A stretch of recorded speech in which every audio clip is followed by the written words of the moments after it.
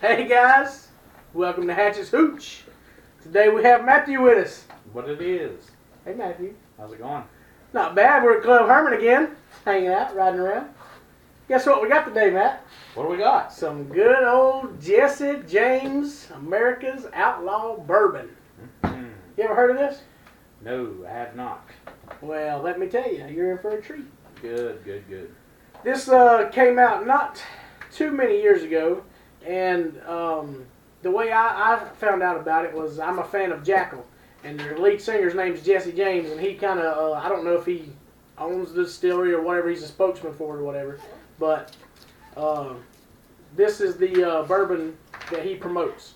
And they also have a saloon shine from the Full-bourbon saloon. Mm-hmm. I've not tried that, but so the first time we had this, me and my wife were in a hearse, a 1996 Cadillac Fleetwood hearse, and we were headed to Ohio, to Columbus, Ohio.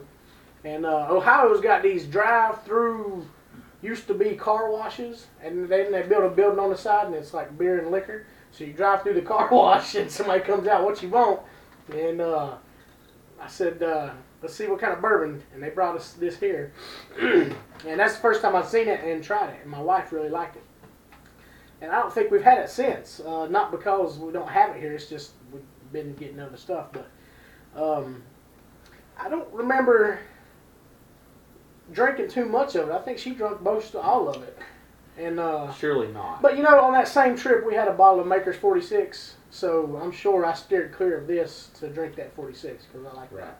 But anyway, this is an 80 proof bourbon, which is comparable to Jim Beam. Yeah. And you want to read what's on the sticker there, Matt? Sure, I'll read what's on the sticker.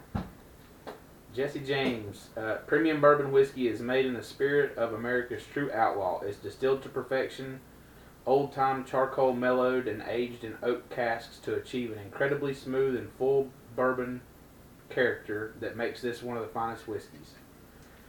What else it says? I remember sitting in my grandmother's lap and I could smell the liquor on her breath. She would say, "Boy, you're a pistol." That's Jesse James. Jesse James. Yeah. All right. So it's got a little thing about the Colt 45 Peacemaker inside, which was Jesse James' pistol choice. And I think maybe the few times that we've seen Jackal, he may have had some of this in his quart of oil that he drinks on stage. Ah. Yeah, he has a quart of Castrol GTX that he drinks. It may have some of this in it. So, all right, let's crack it.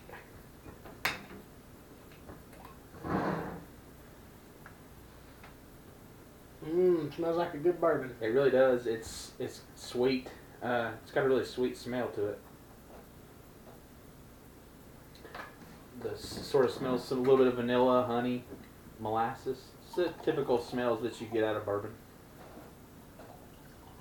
Being it's 80 proof, I'm sure there's a lot of flavor to be had, and alcohol won't be too bad. It's got a good dark color to it. It's not too dark, you know, but... What does it say? It's at least 24 months, so... Yeah. That doesn't have an exact amount of time that it's aged, but it's at least 2 years. At least 2 years. Smell a lot of alcohol, like the burned alcohol on it. But you could definitely smell caramel. Yeah. Yeah. Yeah, and some vanilla. Vanilla smells there. Just A little hint. bit. Yeah, I mean, it kind of has the same scent that you, or similar scent that you would have in like a Jim Beam. It's a similar smell. I don't know what the mash recipes are, how they differ, but it's pretty similar. All right, let's try it.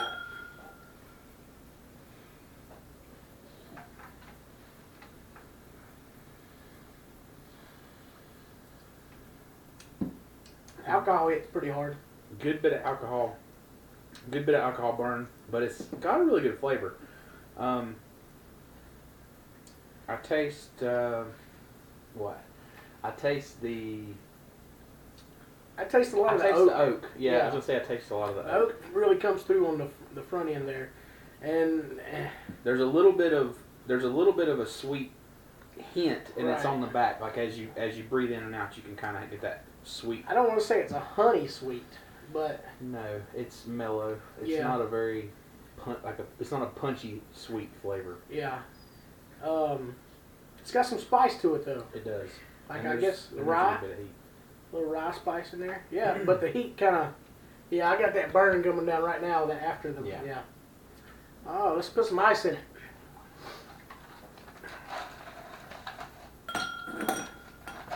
Now, my wife mixes this with Coke, and she don't drink it straight. So, this is definitely a mixing bourbon.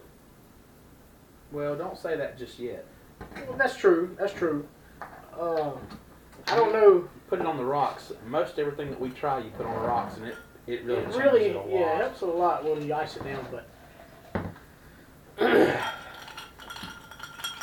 this is also charcoal mellowed, Yeah. charcoal filter, which is like the Tennessee.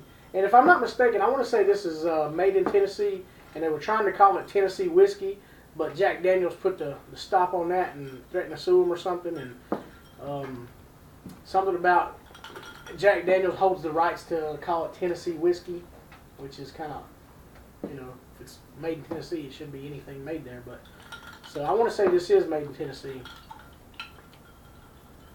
Oh yeah, that toned down some of that alcohol smell. And that brought up a lot more. Kind of like honey notes. The sweet notes. The sweet notes. Yeah, I can see that.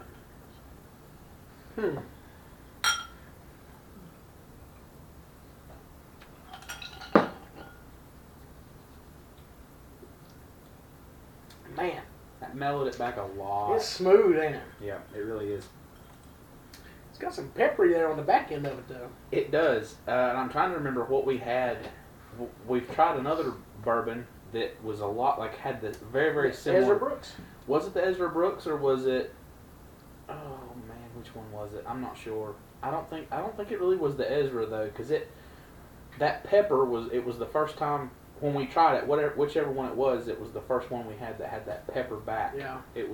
This is good. It's I like very it. mellow with the ice when you cool it down, and the water brings out a lot of the sweet notes in it.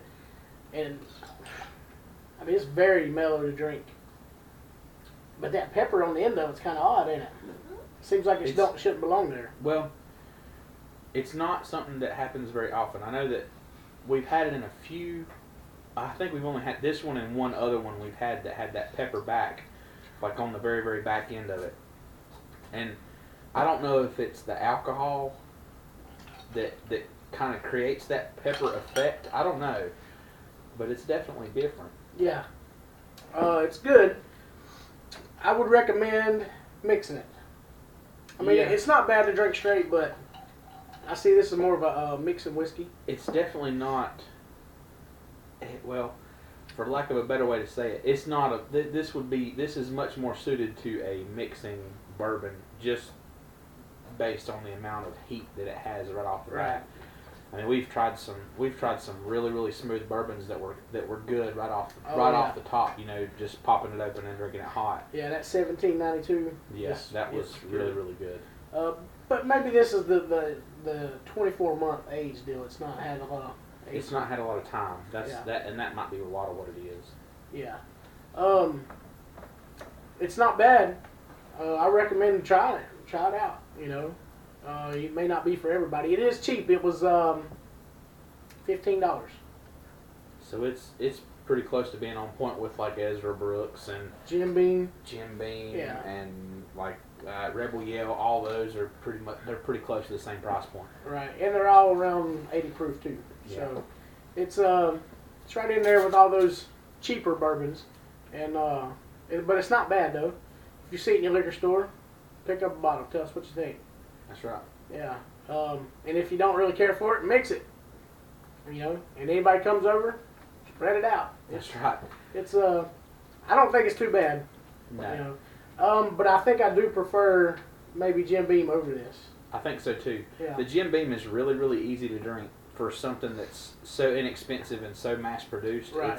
It's really kind of hard to beat at that price point. Right. I mean, You know, a lot of people think, oh, it's Jim Beam. Well, you know, have you tried it in a while? Or have you just went on Right. or are you just going on what you've heard, because it's actually not that bad. This is good. Definitely, like Hatchet said, it's a mixing bourbon. Yeah, I mean it's definitely worth a try. I don't know. I'm sure it would go good with a citrus or a cola, either one. Yeah. So, all right. Recommendations on it? Yes or no? I'd try it. I mean, like I say, it's kind of on point with all the inexpensive ones that are kind of in that same class. Yeah. Yeah. And it's got that little bit of a just heirloom kind of thing. Like it's something that just different, and it's Jesse James. Right. Just to get it for the name, just to have something funky in your bar, you know. Yeah, when you see that whole ghost-looking label with the gray and white, you know, people's gonna wonder what it is. So, all right. Thanks for joining us on this episode of Hatchets Hooch. Tell us what you think about the Jesse James bourbon. Like and subscribe.